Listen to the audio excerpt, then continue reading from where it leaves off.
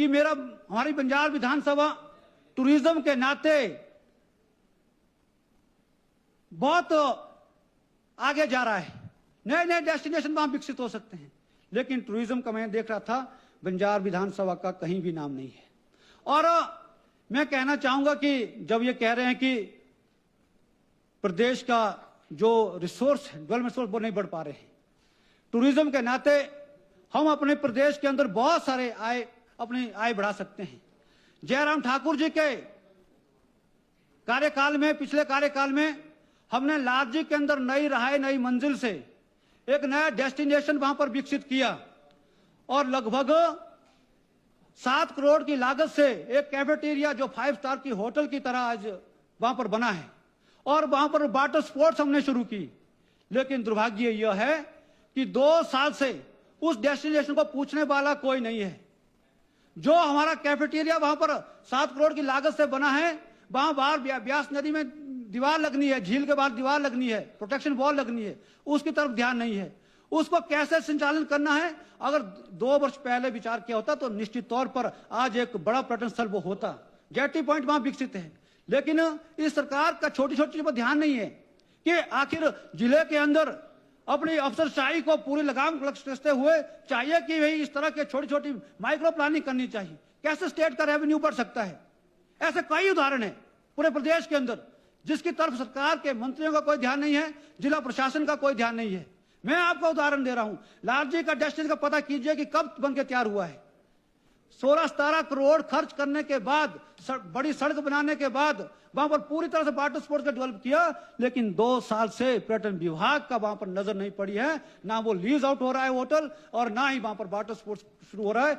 इसलिए स्थानीय लोगों को वहां पर उम्मीद है कि वहां पर रोजगार मिलेगा, कुछ नहीं कर पा रहे हैं। मोदी, यहां पर अटल स्वास्थ्य संस्थान की पहले बजट में बात की गई थी कि अटल संस्थान हम आदर्श स्वास्थ्य संस्थान बनाएंगे। मेरे बंजार के अंदर मुझे भी नाम लिया गया। मुझे लगा, बहुत खुशी भी हुई कि विपक्ष में होते हुए भी सरकार के स्वास्थ्य मंत्री से कार्यालय से फोन आ रहे हैं, सीएमओ से फोन आ रहे हैं कि आपने अपनी कॉन्स्टिट्यूंसी में कौन सा हॉस्पिटल डेवलप करना है, कौन सा आदर्श स्वास्थ्य स्थान बनाया। मैंने बंजार का नाम दिया जो सिविल हॉस्पिटल है, लेकिन दुर्भाग्य यह है कि 2 सालों के अंदर उसका स्तर बढ़ा नहीं। जो पहले वहां पर सिंपल रोज के टेस्ट होते थे, आज वो भी वहां पर नहीं हो रहे हैं। ये दुर्भाग्य के साथ कहना पड़ रहा है। एक्सरे के अलावा ना वहां पर अल्ट्रासाउंड होते हैं, यहां तो रोबोटिक सर्जरी की बात की जा रही है। सिविल हॉस्पिटल के ये हाल है कि जो दैनिक जीवन में जो टेस्ट होंगे हैं वो टेस्ट भी नहीं हो बचा सकता है। कल यहां पर माननीय विक्रमादित्य जी मुझे कह रहे थे कि बंजार का विधायक NH 305 का इशू उठाते हैं। मैं कहना चाहूंगा, जिसका जिक्र उन्होंने कल यहां पर किया, दामन ब्रिज का, जिसका काम बड़ी तेज गति के साथ उसका उद्घाटन की तरफ पहुंच गया है, वो पैसा जयराम ठाकुर जी ने 2022 में केंद्र से लाया है और वो पुल आज बनकर तैयार हो रहा है। और उसके साथ NH के लिए जो टायरिंग का पैसा आ रहा है वो भी केंद्र सरकार का आ रहा है। उपाध्यक्ष महोदय, ये सरकार कह रही है कि हम गरीबों की सरकार है, हम आम व्यक्ति की चिंता करने की, विकास तो पूरा ठप है। मेरी विधानसभा के अंदर बजौरा के अंदर 50 बेडेड आयुर्वेदिक हॉस्पिटल है, आज ब्यास नदी में डूब रहा है। 2 वर्षों से चिंता करने वाला कोई वहां नहीं है। इतनी बड़ी हॉस्पिटल हमारा बना है, जयराम ठाकुर जी ने फाउंडेशन स्टोन रखा था, लेकिन आज मंत्री जी हंस रहे हैं। उस हॉस्पिटल की चिंता कीजिए, ब्यास में डूब गया है, इसलिए वो गलत नहीं बनाया। ब्यास का भाव बढ़ गया, भाव इधर को आ गया। इसलिए आपदा के दौर में कुछ भी हो सकता है, लेकिन सरकार की जिम्मेवारी ये बनती है कि उसकी प्रोटेक्शन कैसे हो सकती है। जहां करोड़ों रुपए खर्च किए हैं उसको कैसे बचा सकता है। देखभाल करने वाले हैं, उनकी चिंता करने वाले हैं। यहाँ भाई राकेश जम्वाल जी भी कह रहे थे वृद्धाश्रमों के लिए बजट नहीं, आंदोलन करने पड़ रहे हैं।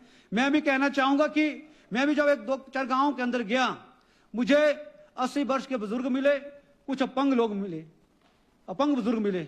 उन्होंने कहा कि सरकार की हालत तो यह है कि जब जयराम ठाकुर की सरकार थी तो डाकिया स्वयं पेंशन छोड़ने घर में आते थे, लेकिन आज जब से कांग्रेस सरकार आई, इन्होंने डाक विभाग से जो एमयू करना था वो नहीं किया।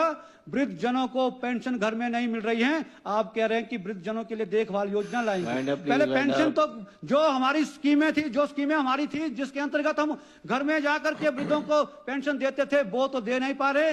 तो बड़ी बड़ी घोषणाएं, खाली बातें, खाली पुलाव दिखा रहे हैं कि उनका इलाज घर में जाके किए। जो जेएनयू जो चला हुआ था वो आपने बंद कर दिया। अक्सर मेरी कॉन्स्टिट्यूंसी में आया, एक पूरी पंचायत है जो पुल से जुड़नी है और उस पुल में त्रेड़ा पुल लगना है भलान पंचायत के अंदर, और मेक माई ट्रिप ने पुल कुल्लू को डिजास्टर के टाइम डोनेट किए, पुल मिला, लेकिन इस सरकार के पास 2 अवेटमेंट लगने थे। 2 वर्षों में अवेटमेंट लगाने के लिए पैसा नहीं है। विक्रम दी से मैंने बात की, कह रहे थे कि विधायक निधि के लिए दीजिए। जब मैंने एक्शन को पूछा तो लगभग 80 लाख रुपया, मैंने कहा 80 लाख विधायक निधि से अवेटमेंट बनाने कैसे दूंगा। इस सरकार के पास 80 लाख अवेटमेंट लगाने के लिए नहीं है, पुल मेक माई ट्रिप ने दिया है। थैंक यू, ये मैं कहना चाहूंगा।